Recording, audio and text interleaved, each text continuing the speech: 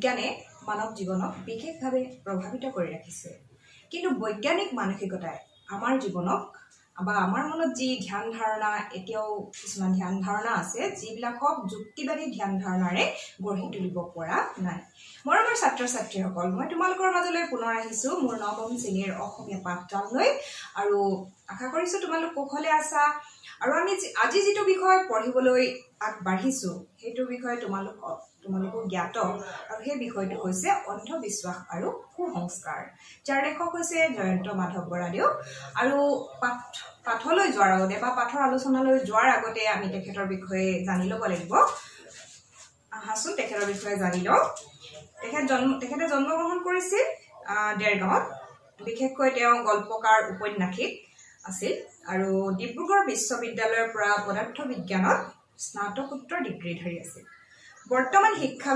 বিভাগৰ এগৰাকী বিষয়া হিচাপে অসম সচিবালয় দিছপুৰত কৰ্মৰত অৱস্থাত আছে তেওঁ আৰু তেখেতৰ গল্পপুথি হৈছে যুদ্ধভূমি বৰ ভয় লাগিছে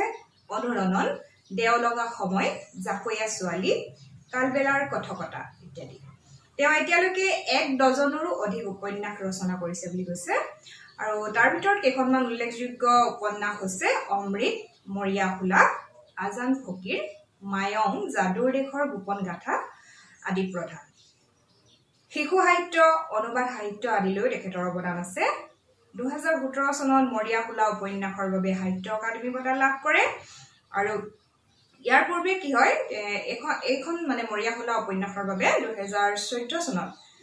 গোলাঘাট জিলা সাহিত্য সভাই আগবঢ়োৱা সৈয়দ আব্দুল মালিক বঁটা লাভ কৰে জাকৈয়া ছোৱালী গল্প সংকলনৰ বাবে 2013 চনত অসম সাহিত্য সভাৰ অম্বিকাগিৰি ৰায়চৌধুৰী বঁটা আৰু অমৃত উপন্যাসৰ বাবে 1981 চনত অসম সাহিত্য সভাৰ গিৰিধৰ শৰ্মা বঁটা লাভ কৰিছিল ইতিমধ্যে আমি লেখকৰ বিষয়ে কিছু কথা জানিলো আৰু এতিয়া আমি পাঠৰ মাজলৈ আগবাঢ়ি যাম যে অন্ধবিশ্বাস আৰু কুসংস্কাৰ মানেনো কি ইয়াৰ কিছুমান কাৰণৰ বিষয়ে আমাক লেখকে ইয়াত পাঠটিত অৱগত কৰাইছে ডক্টৰ সৰ্বপল্লী ৰাধাকৃষ্ণনে কৈছিল অন্ধবিশ্বাস কুসংস্কাৰ পৃথিৱীৰ আটাইতকৈ গধুৰ বোজা একবিংশ শতিকাৰ বাবেই এক অভিশাপ সাম্প্ৰতিক অসমৰ কাৰণে জ্বলন্ত সামাজিক সমস্যা এতিয়া আমি ডক্টৰ সৰ্বপল্লী ৰাধাকৃষ্ণনে কৈছিল বুলি কৈছে যে কুসংস্কাৰ বা অন্ধবিশ্বাস এইবিলাক হৈছে কি পৃথিৱীৰ আটাইতকৈ গধুৰ বোজা একবিংশ শতিকাৰ বাবে ই অভিশাপ স্বৰূপ বুলি কৈছে সাম্প্ৰতিক অসমৰ বৰ্তমান সময়ত কি হৈছে ই এক জ্বলন্ত সমস্যাৰ ৰূপে দেখা দিছে দূষিত বায়ু অসামাজিক অবাঞ্ছিত বিশৃংখল শব্দ মাটি পানী এইবোৰ যিখিনি আমি প্ৰদূষণ বুলি কোৱা সাধাৰণতে আমাৰ চাৰিওফালৰ পৰিৱেশ যি দূষিত কৰে বা প্ৰদূষিত কৰে মানুহৰ সুস্থ জীৱন প্ৰণালীত যি বাধাৰ সৃষ্টি কৰে সেইবিলাকৰ দৰেই সেইবিলাক হৈছে প্ৰদূষণ যি প্ৰাকৃতিক বিপৰ্যয় কিন্তু আমাৰ জীৱনত এনেকুৱা কিছুমান বিপৰ্যয় আছে যাক অন্ধবিশ্বাস আৰু কুসংস্কাৰ বুলি কোৱা হৈছে যিয়ে কি কৰে প্ৰেম মমতা মানৱতা আদি মানৱীয় যিবিলাক প্ৰমূল্য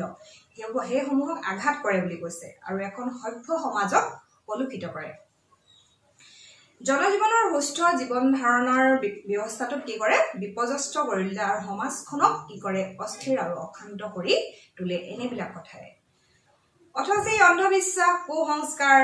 আৰু উৰা বাতৰিৰ দৰে এইবোৰ অপপ্ৰচাৰ যিবিলাক মানুহে কৰে এইবিলাক বিশেষকৈ কোনে কৰে বুলি কৈছে লেখকে কৈছে যে এইবিলাক মানুহে সৃষ্টি কৰে আৰু মানুহেই মানুহৰ প্ৰধান শত্ৰু বুলি কৈছে তেখেতে এই ক্ষেত্ৰত কি বুলি কৈছে অন্ধবিশ্বাস কুসংস্কাৰ পৃথিৱীৰ আটাইতকৈ গধুৰ বোজা যিটো কথা আমাক সৰ্বপল্লী ৰাধাকৃষ্ণনদেৱে কৈছিল অন্ধবিশ্বাস কুসংস্কাৰ আৰু উৰা বাতৰি এইবিলাক কিনো প্ৰকৃততে এইবিলাক কি আমি জানি ল'ব লাগিব লেখকে ইয়াত কেনেধৰণে উপস্থাপন কৰিছে চাওঁচোন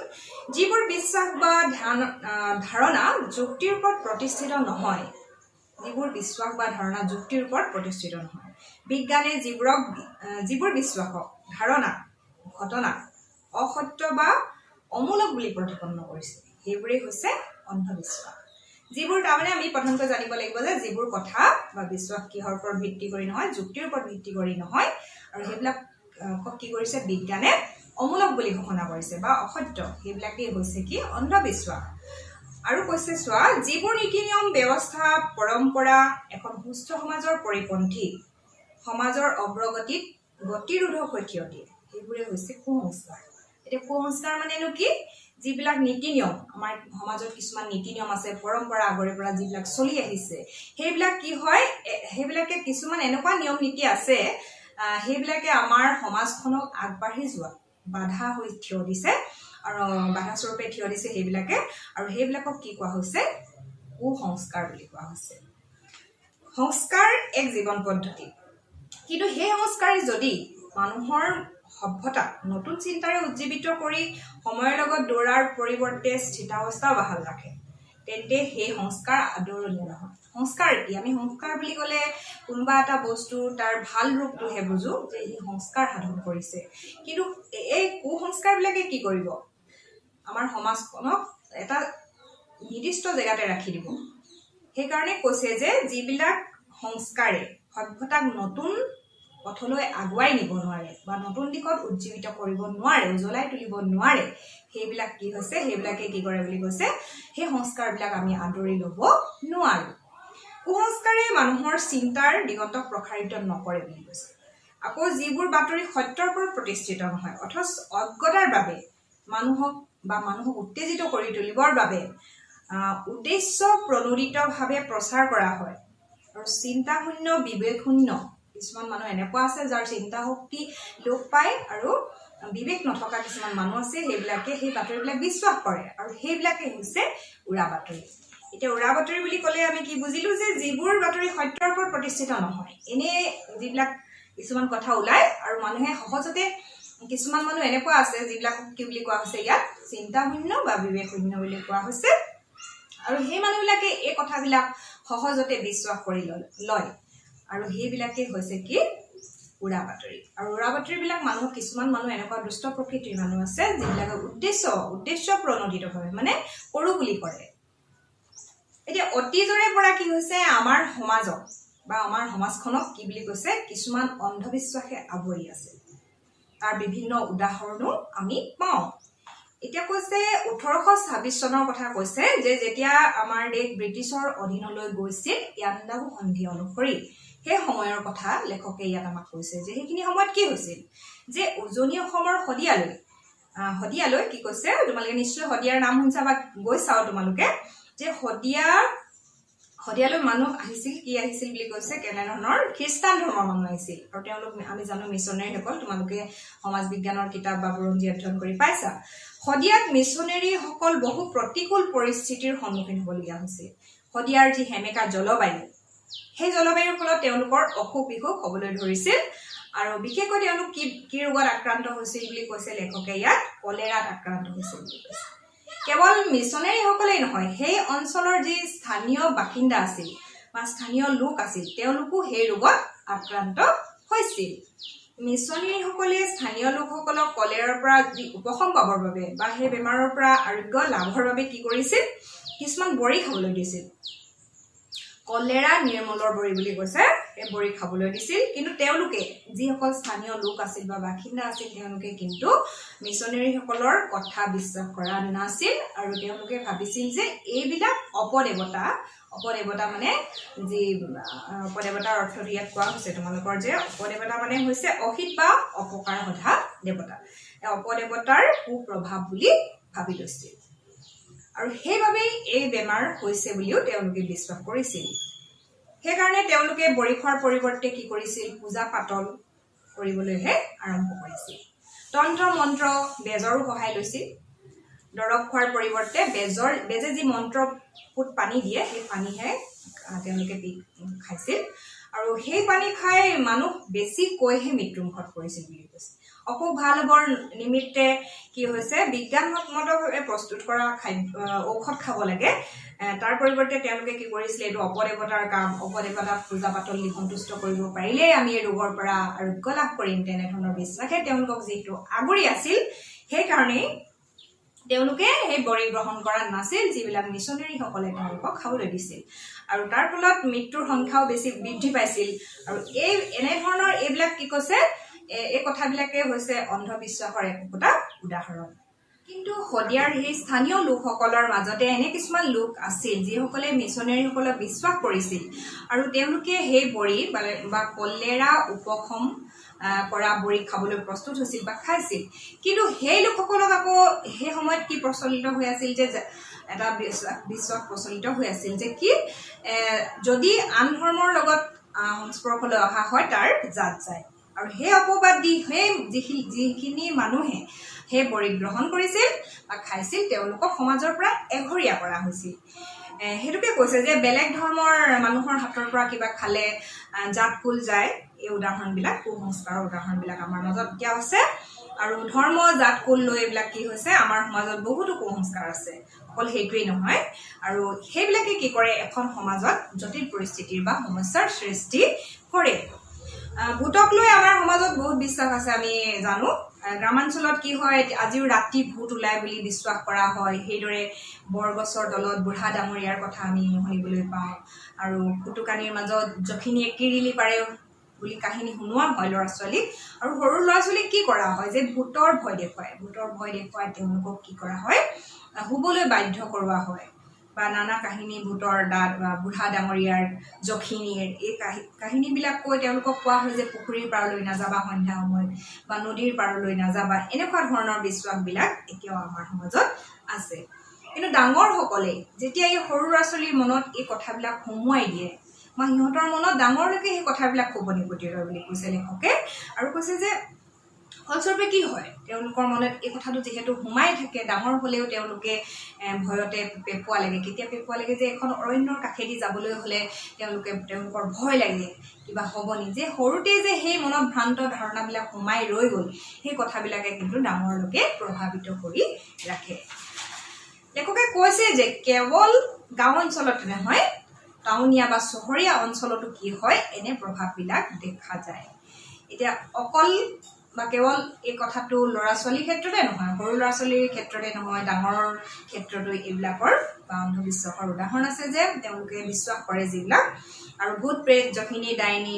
এইবিলাকক কি কৰিছে বিজ্ঞান, যিহেতু মই কৈছোঁ যে বিজ্ঞানৰ যুগ, কিন্তু আমি আমাৰ মনৰ যিবিলাক ধাৰণা আমি সেইবিলাক পৰিৱৰ্তন কৰিব পৰা নাই। কিন্তু বিজ্ঞানে এই চিন্তাবিলাক যিবিলাক অন্ধবিশ্বাস কুসংস্কাৰ এইবিলাক নস্যাৎ কৰিছে যে এইবিলাকৰ কোনো অস্তিত্ব নাই বুলি ঘোষণা কৰিছে। কিন্তু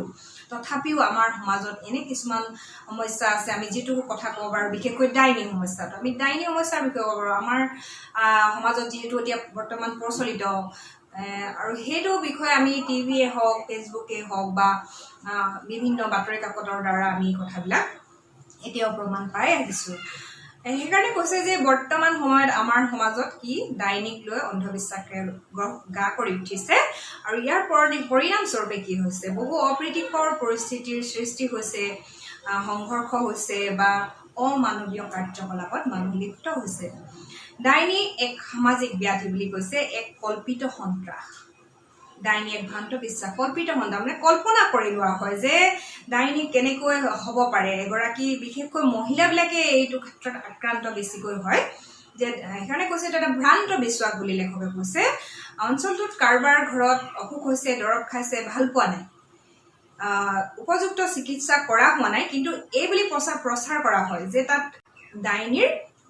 প্ৰভাৱ আছে। আৰু সেইকাৰণে সেই ওচৰ পাজৰৰ পৰিয়ালবিলাকত কি হৈছে অসুখ বিসুখে দেখা দিছে, ডাইনীৰ কাৰণে অসুখটো ভাল হোৱা নাই। কিন্তু এইটো কি হৈছে যে উদ্দেশ্য প্ৰণোদিতভাৱে এটা ভ্ৰান্ত ধাৰণা মানুহৰ মাজত সোমোৱাই দিয়া হৈছে। আৰু সেই ধাৰণাটোৱে কি হৈছে এজনে আনজনক প্ৰভাৱিত কৰিছে। ধাৰণাটো এজনৰ পৰা আনজনলৈ বিয়পি যায় সেই কথাবিলাক। আৰু এনেকুৱা কথাবিলাকে চাবাচোন আমাৰ সমাজত বিশেষভাৱে প্ৰভাৱিত কৰে। আমি যিটো কথাত আমি গুৰুত্ব দিব লাগে, আমি যিটো কথাৰ পৰা জ্ঞান আহৰণ কৰিব পাৰোঁ সেই কথাটোৰ কাষ চাপিবলৈ আমাৰ অসুবিধা হয়, আমি নাযাওঁ। কিন্তু আমাৰ এনেকুৱা গুজব যিবিলাক ওলায়, গল্প গুজব বা অসত্য কথাবিলাক ওলায়, সেইবিলাকৰ প্ৰতি আমি বেছি আগ্ৰহী হওঁ। সেইকাৰণে ডাইনীও এই ক্ষেত্ৰত এইটো এটা বিষয়, ডাইনীৰ বিষয়টো আমি ক'ব পাৰোঁ যে সৰু সৰু বিসংগতিবোৰ আমাৰ সেই ডাইনী বুলি যিগৰাকী বা মহিলাক বা যাক চিনাক্ত কৰা হয় তেওঁৰ সৰু জীৱনৰ পৰা সৰু সৰু বিসংগতি উলিওৱা হয় যে অপদেৱতাৰ কালিকা লগা কাৰ্য কিছুমান মানুহে ভাবিবলৈ ধৰে আৰু মানুহগৰাকীক সন্দেহ কৰে বা মানুহজনক সন্দেহ কৰে। কিন্তু সেই মানুহজনৰ কিন্তু গাত লাগিলে একো বিসংগতি নাথাকোকে তেওঁ ভাবি লোৱা হয়। এটা ইয়াত কোৱা হৈছে যে কল্পিত সন্ত্ৰাস বুলি কোৱা হৈছে। আৰু অঞ্চলটোৰ কিছু লোকৰ অসুখ অপায় অমংগলৰ বাবে সেই মানুহজনকে বা ডাইনী সজাই গৰাকী মহিলাক কি কৰা হয় তেওঁৰ ওপৰতে সমস্ত দুখ জাপি দিয়া হয় আচলতে ডাইনী বুলি কোনো কথা নাই কিছুমান লোকে নিজৰ স্বাৰ্থ সিদ্ধিৰ বাবে বা মানুহৰ প্ৰতি ইচ্ছাম্বিত হৈ এনে ধৰণৰ অপপ্ৰচাৰ কৰে বুলি লেখকে কৈছে এতিয়া আকৌ আহিলে চোৱা তোমালোকৰ কিছুমানে কয় যে আমুকত আই ওলাইছে শিৱ লম্ভিছে বা কোনোবা ঐশ্বৰিক শক্তি মানুহজনৰ গাত আছে আৰু সেই ঐশ্বৰিক শক্তিৰ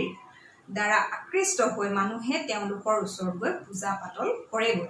এই কথাবিলাক আমি সততে শুনি থকা আমাৰ জীৱনত এইবিলাক পৰিচিত ঘটনা আমি পায়ে থাকোঁ এনেকুৱা কথাবিলাক সেইটোৱে কৈছে যে এইবিলাক অদ্ভুত কথা বুলি লেখকে কৈছে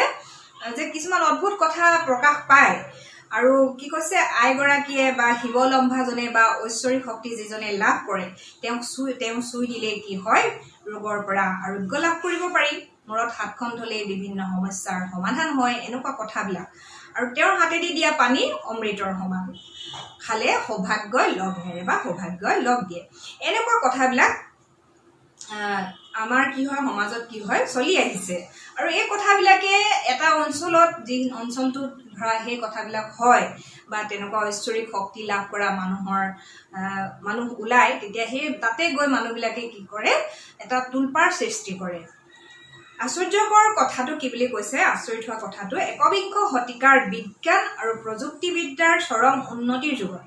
আমাৰ হাতে হাতে কি আছে ময়ো এতিয়া তোমালোকৰ লগত কথা বাৰ্তা হৈ আছো কেনেবা পাঠৰ আলোচনা কেনেকৈ আগবঢ়াইছো এটা স্মাৰ্টফোনৰ সহায়ত এই স্মাৰ্টফোনটোৰ কথাই কৈছে ইয়াত লেখকে যে আমাৰ হাতে হাতে এটা কি আছে স্মাৰ্টফোন আছে আমি শিক্ষিত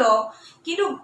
শিক্ষিত মানুহৰ কি বুলি কৈছে স্মাৰ্টফোন লৈ শিক্ষিত মানুহৰ লানি নিচিগা হোত বয় কলৈ সেই যে আই লম্ভিছে সেই যে শিৱৰ শক্তি পাইছে যিজনে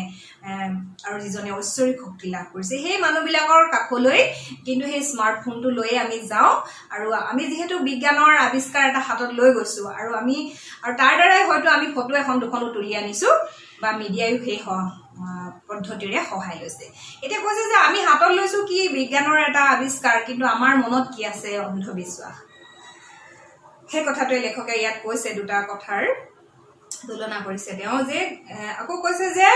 গুজব যে ওলাইছে কথাবিলাক আমি সেইজনৰ ভৰি দুটা চুবলৈ তেওঁৰ কাষত থকা পাত্ৰটোৰ পৰা পানী খাবলৈ উত্ৰাৱল হৈ থাকো সেই পানীখিনি লেখকে এইটো ইয়াত কথাটো উনুকিয়াইছে যে পানীখিনি যে কিমান লেতেৰা